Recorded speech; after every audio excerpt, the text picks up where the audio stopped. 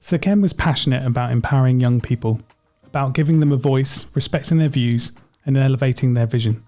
The Conrad Challenge, founded by Nancy Conrad, does just that. It empowers students to identify relevant real-world challenges that don't necessarily have a clear answer and work together to create innovative solutions. Here's a short video that showcases just how powerful their work is.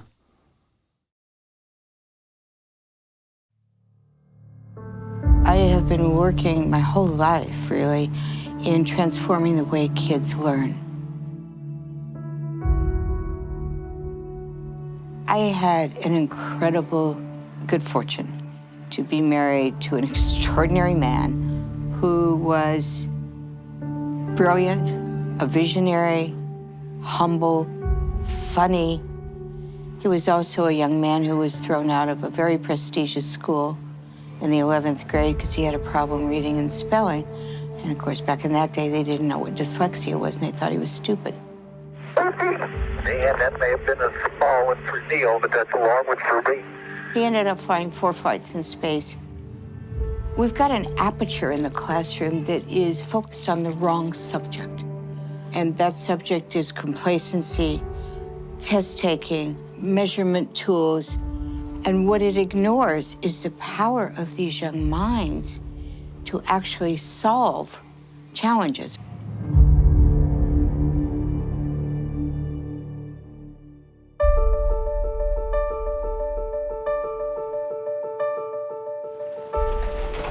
The Conrad Challenge gives students this amazing ability to show their stuff. The students that tend to do our program are students that are somehow not quite satisfied with the education that they're currently getting. They want something more challenging, something that they direct.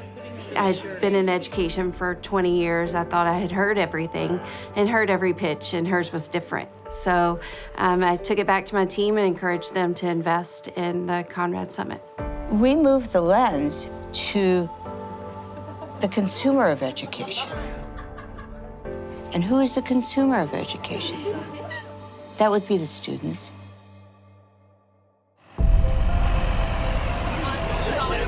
There's nothing in the world like the Conrad Challenge, and I mean that from the bottom of my heart. And the reason I say that is because the emphasis in the Conrad Challenge is on the curiosity piece. The emphasis in the Conrad Challenge is about preparing you for being in a mindset to create, for being in a mindset to ask questions. This setting, being here at the Kennedy Space Center, just that's the perfect setting. It's such an amazing environment of inspiration and awe, and it just sets the perfect tone for the presentations around transformation and change. We love to create this artificial distinction between play and work. Bro, this is so cool! And I think it's far better to think of life as play, and actually the great super entrepreneurs are the same, you know, they play with stuff. Some would say it's naivety, but it's a conscious naivety that actually creates the future, right? JFK with his speech. The way we grow our particular effort is very focused on community. Good morning, everybody. Did you guys have fun last night? Social impact on learning how to learn and how to think and designing their own future. Today is all about collaboration, storytelling.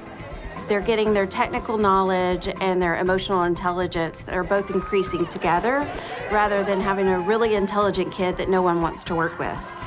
So they're learning to work with others and solve problems while also highly increasing their technical knowledge. When you bring a bunch of young people into the room that really look up and see just stars and don't see any limits, the kinds of solutions that you come up with are innovative, they're creative, they're out of the box, and they make you just sit back in the judge's seat and go, wow. We know all the no's. The kids don't know the no's yet. So they're actually coming up with brilliant ideas that no one said no to yet. And we're certainly not gonna say no. We're gonna say, yeah, go for it. Unlike any other extinguisher on the market today, SAFE utilizes sound waves to extinguish wildfires. They come here having built convolutional neural networks. They come here having physical hardware prototypes that have actuators and move objects from one place to another. We use AI with deep machine learning to optimize recycling. They don't know that as 17-year-olds and 16-year-olds are not supposed to be doing the kinds of things that they're doing. The Conrad Challenge for me was a transformational experience because it really served as the first step for me on my entrepreneurial journey. And the fact that I had it at the age of 17 was immensely valuable. I'm a kid from South Korea, didn't really have too much of a background, taught myself English. The biggest takeaway that I had from Conrad wasn't the grand prize, but the amount of confidence that the competition gave me. The fact that people value my ideas when I was like 16 years old. They're making you actually consider the market share and how are you going to market it and how are you going to sell it and who's going to buy it and is there really a place for it out there? Yeah, and how are you going to get investment? Yeah. Because that's something that I had no clue about. They're comfortable in their own skin. They have presentation skills. They know how to make videos. They know how to tell stories. They know how to sell. We can have both femininity and coding smarts. That sets us apart from those other games. In terms of real-world application, it's a lot bigger than just, I don't know, winning a prize or a medal or a trophy. Like, it's something substantial. It's super inspiring just listening to all these young entrepreneurs talking about their new ideas, and I just feel so much more invigorated and excited to make a change in the world. Sitting in that room, it's humbling and it is inspirational and helps me maintain an optimistic perspective. You can't help but feel like, we're gonna be okay, because the future's in the hands of some really capable young people. What excites me is the just the deep thought that these kids put into it, and knowing that they're gonna be in the workforce soon, and I'll be one of my colleagues, and be able to work with a bunch of smart, passionate young folk. This is unreal. This is so exciting, and I just can't wait to see where we take this. Yeah, I think this is just the start for us, and I'm excited to see where we go. I mean, the dream was to impact these kids for the rest of their lives. Everyone from all over the world, and we all just united, and we all just felt this sense of connection with each other. I thought that was just such a unique experience. Our company tagline is actually NLX Systems, and we say that we engineer beyond imagination. But actually, the Conrad Challenge is beyond imagination. Every year, when I come to Summit, I just get this whole injection of hope, because these kids are really killing it, and it's exciting to me to see how it's evolved and what they've evolved into. It's just been extraordinary.